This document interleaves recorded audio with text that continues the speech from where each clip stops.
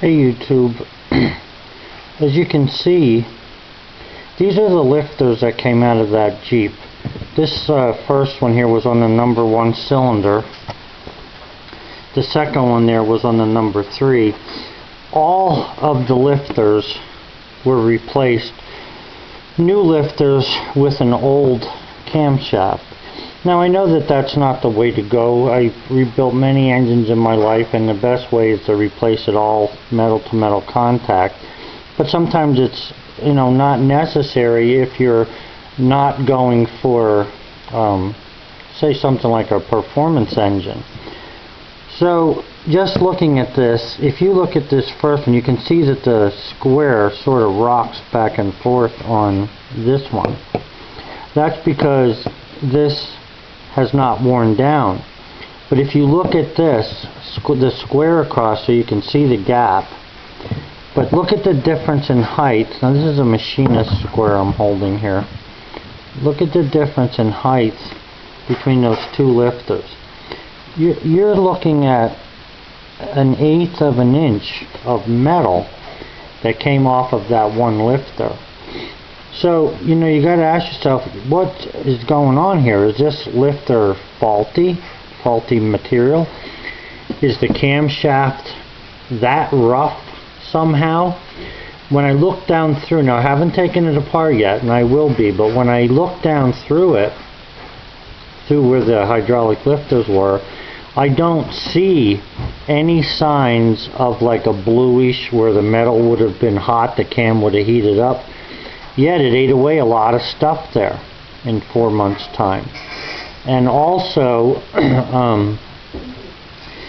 on these engines, when the crankshaft spins around, the pressurized oil comes out a little weep hole on the side of the connecting rod that actually oils the camshaft.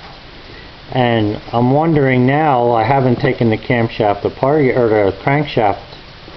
Let me rephrase that. I haven't taken the oil pan off to look at the connecting rod that would have been feeding this number 3 camshaft lobe. But wow, I'm finding it very hard to understand what the heck could have happened here. At the moment I had to take the Jeep out, and I had to bring my other truck in because I'm having a problem with the 4-wheel drive on it.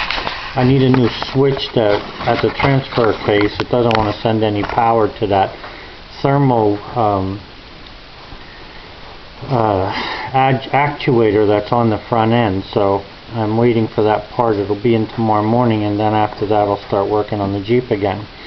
But I just find this amazing, because this is actually convex, which is what it should be when they were new, and this one is unbelievably concave. And it's not only that, it's also, look at how, look at how crooked that thing is on the top. If you put this flat against there, look at the difference in the gap at the bottom compared to the top. And this is a brand new machinist rule.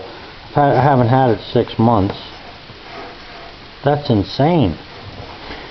So I'm not sure how this happened. It could only wear like that only happens if there's no oil, and somehow or another there was no oil getting to that. Yet the oil was coming through the lifter. I realize that's a different gallery that it's coming through, but holy mackerel, that thing is unbelievable. I can hardly believe that this actually took place. And just looking at it. So it's no wonder why that valve was cracking through the, the intake. This was an exhaust. This ran an exhaust valve, and definitely the problem.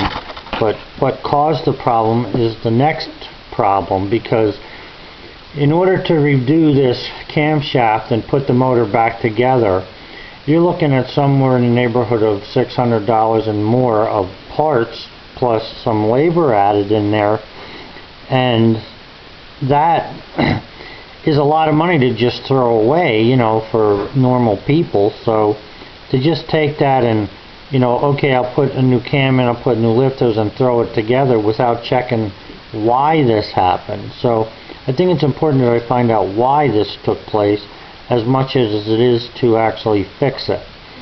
So I'm hoping that when I take the rod apart that I don't find that there's something wrong with the crankshaft, because if there is, then the engine's either going to be junked or a lot of money is going to be spent on machining to get it back into shape. So I'm not sure what's going to happen here, but I just had to show this again because I could not believe how badly this thing wore. If they put a white paper behind it, I think you might even be able to see that even more. Yeah, I mean, look at, it's unbelievable. Alright guys, have a good one. Supposed to have some snowstorm in Pennsylvania tonight. They've been saying it for a whole week, so we'll see. Bye.